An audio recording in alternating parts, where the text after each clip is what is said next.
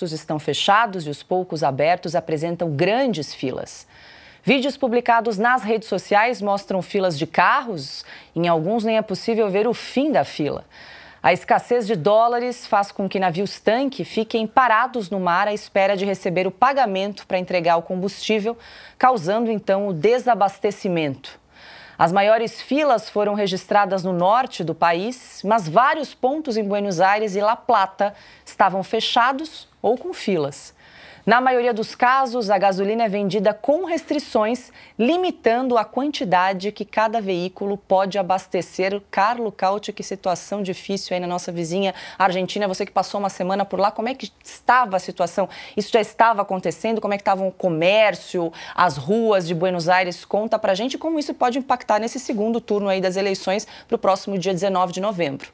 Paula, isso que a gente está vendo é um prelúdio do colapso, provavelmente, de um país que está em frangalhos, a economia está devastada, faltam dólares na Argentina para comprar petróleo. Ou seja, fora do porto de Buenos Aires, tem imagens que mostram um monte de navio, tanque, esperando para entrar no porto, porque o dono do navio, o navio está cheio de gasolina, cheio de diesel, cheio de petróleo, só que o dono do navio não quer que o navio chegue porque os argentinos não têm dinheiro para pagar, não tem dólar para pagar. Então, os argentinos estão literalmente morrendo sem gasolina, o país está parando, está se paralisando por causa da ausência de dólar, porque a política completamente devastadora, né, da esquerda peronista na Argentina deixou o país sem dinheiro para sequer pagar combustível.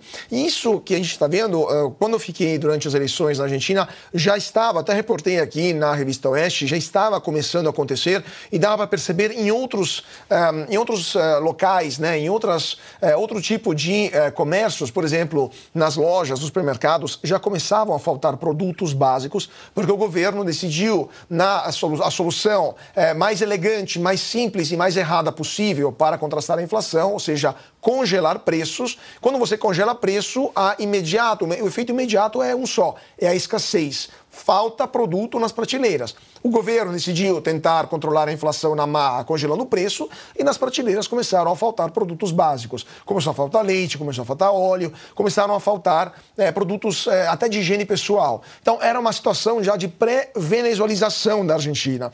E isso aqui é um efeito imediato da falta de dinheiro para comprar combustível. Isso vai ter um efeito também na distribuição de produtos, no transporte coletivo, vai começar a se paralisar também o transporte internacional, com os aviões, por exemplo. Então, teremos problemas gravíssimos nos próximos dias na Argentina. Isso poderia mudar o jogo, porque depois do primeiro turno das eleições, eu já estava meio duvidoso se o Milei conseguiria levar ou não, considerando o número de voto surpreendente que o candidato governista obteve, mesmo sendo ele o ministro da Economia, ou seja, o cara que foi o direto responsável, né, não só ele, mas ele também no último milho, né, de gerar esse caos. Mesmo assim, ele obteve a primeira colocação no primeiro turno.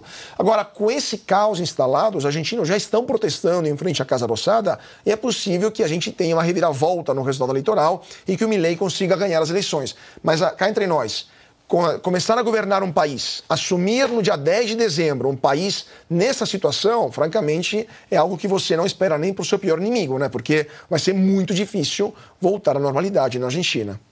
Pois é, na situação difícil aqui na Argentina, e como disse o Carlos, nessa crise no abastecimento de combustíveis na Argentina impacta uma reação em cascata, né? Porque isso impacta na rede de distribuição, logística, no preço dos alimentos, na distribuição dos produtos nas prateleiras que já estão faltando há algum tempo. E isso tudo no meio aí de uma campanha eleitoral bastante complicada na Argentina.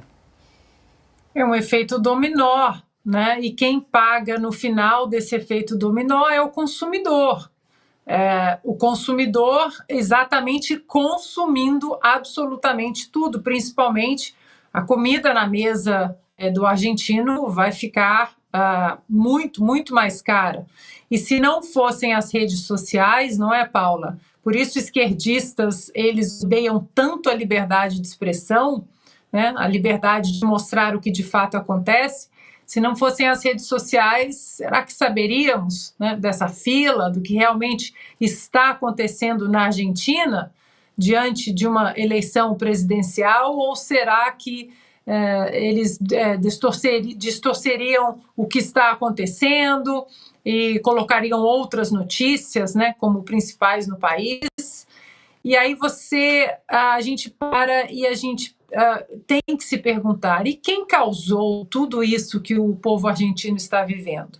Como essa gente está vivendo, né? Estão em palácios, estão nadando em dinheiro, a velha máxima, né, do socialismo para você, a pobreza para você e o capitalismo e a riqueza para eles, que continuam, né, nadando aí em palácios, em dinheiro, em carros particulares, blindados, aviões particulares. Eu queria aproveitar esse assunto. Alguém perguntou no chat por que os Estados Unidos levantaram as sanções contra a Venezuela. E eu acho que tem a ver também com essa fila que nós vimos na Argentina. Os Estados Unidos não. A administração Joe Biden, né, levantou as sanções contra a Venezuela exatamente porque assim que Donald Trump saiu da Casa Branca, Donald Trump, que deixou os Estados Unidos com uma independência energética, petrolífera absurda, né? Os americanos estavam exportando barris de petróleo e assim que Joe Biden entrou na Casa Branca, ele simplesmente fechou muitos postos, né, de operação de extração de petróleo e os Estados Unidos voltaram a ser dependentes da importação de barris de petróleo e teve que se ajoelhar para um ditador, o da Venezuela. Teve que pedir à Arábia Saudita para aumentar a produção de petróleo, exatamente porque o preço do combustível aqui nos Estados Unidos foi um absurdo, né? Subiu de uma maneira histórica. E aí você acaba, né, ligando as coisas, né?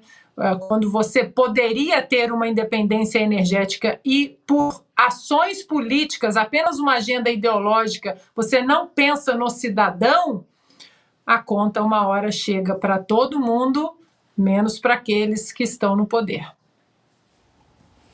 Bom, para você que está assistindo aqui ao Oeste Sem Filtro, quero lembrar que logo na sequência tem a Força do Agro e a gente vai dar uma olhadinha então nos destaques de logo mais. O assunto de hoje é javaporco. Aí eu fiquei muito espantada. Aí eu falava para ele, não, isso aqui não pode ser porco. Eu tenho certeza que veio uma grade, um arado aqui, porque não tinha rastro, né? Só tinha trilha mesmo. E que problemas você teve aí com o javaporco? Fiz um levantamento mais ou menos por cima. Eu perdi em torno de 20% a 25% da produção para o javaporco. O melhor do Brasil começa no campo. Bom, agora a gente segue para um rapidíssimo intervalo.